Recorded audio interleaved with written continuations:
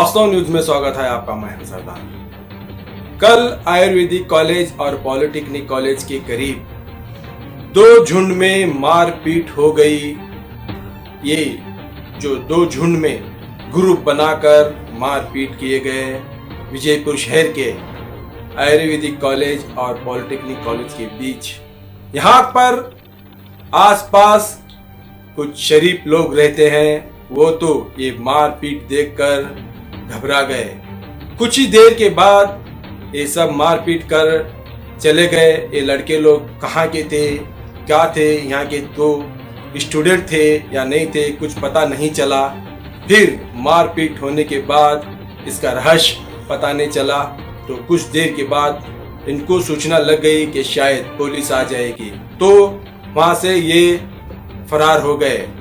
एक लड़का, ये जब मारपीट झगड़ा होने के बाद कुछ देर के बाद कैफ नाम का लड़का वहां पर अपने दोस्त को मिलने आ जाता है। इस लड़के को ये तक मालूम नहीं कि यहाँ दो झुंड में मारपीट हो गई।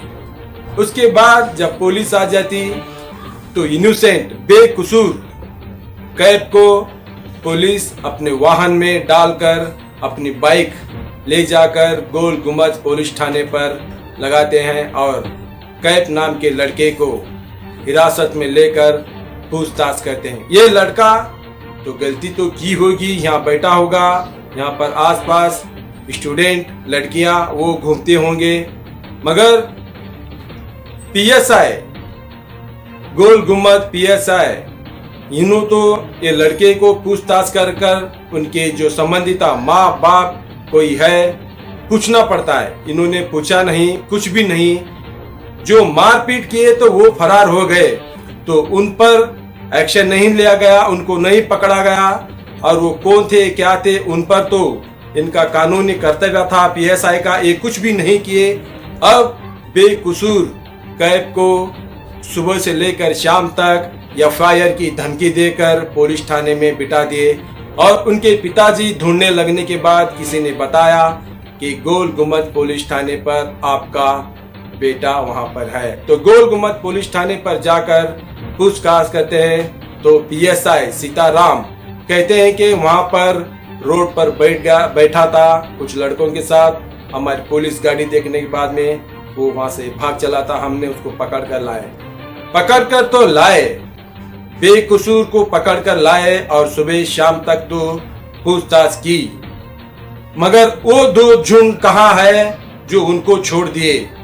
पीएसआई सीताराम वो दो झुंड जो मारपीट खुले आम गली में जो किए उनको क्यों नहीं पकड़ा। ये सोचने की बात है। जो बेकसूर लड़का वहां पर अपने दोस्त के साथ में 2 मिनट या से 5 मिनट जो बात कर रहा था, उसको एक आरोपी की तरह, यानी कि एक मर्डर के आरोपी की तरह, गैर कानूनी धंधों के आरोपी की तरह उसको वाहन में ढकल कर लाकर बिठाया। उतना ही नहीं, पुलिस थाने में एफआईआर की धमकी भी दी और जेल भेजने की भी बात की। जेल उसको भेज दियो। सीताराम पीएसआई जी, आपके छत्र और छाया में आसपास गैर कानूनी धंधे खुले आम चल रहे हैं, गांजा बेच रहे हैं, दारू बेच रहे हैं, मटकों के धंधे चल रहे हैं, उनको एफआईआर की धमकी दीजिए। एक पत्रकार के सामने जेल को भेजने की इनोसेंट एक लड़के की बात करते हैं। अचानक वो लड़का मानसिक होकर आत्महत्या कर लेता तो अंजाम क्या हो जाता था। एफआईआर आप पर भी हो जाती थी। एफआईआर कानून, बाबा साहब बी आर अम्बेडकर संविधान सबके लिए उतना ही लिखा है। तुम क्या गोल गुम्बद थाने में बैठकर तुम क्या एक संविधान का क्या बदला रहे हो, या एक एफआईआर क्या आपके लिए ही बना हुआ है। जो कोई आता है उनको एफआईआर की धमकी देते हो, ऐसा नहीं है। यहाँ पर तो ये मतक क्षेत्र के एमएलए देवानंद चौहान इस पुलिस थाने में उन्हीं जाति धर्म के लोगों को ही लाते हैं। क्यों देवानंद चौहान को दूसरे जात धर्म के लोग पीएसआई के नहीं है इस कर्नाटक में? है, मुसलमान है, हिंदू है, मराठा है, दलित है, सभी है। ये सब छोड़कर इनके ही बंजारा लोगों को ही यहाँ पर लाते हैं देवानंद चौहान। और देवानंद चौहान एमएलए को समझना चाहिए कि कहीं बार गिरकर इस बार चुनाव में जीत कर आए, अगली बार आने की तो ये रास्ते और मोहब्बत सभी के साथ में रखना पड़ता है। यहाँ पर तो लोगों पर जुल्म, किसी को पानी नहीं मिल रहा, किसी को कुछ तो कुछ तरीके से जुल्म हो रहा है। आप अगली बार अगर चुनाव में आना चाहते हैं, आप सुधरना जरूर पड़ेगा।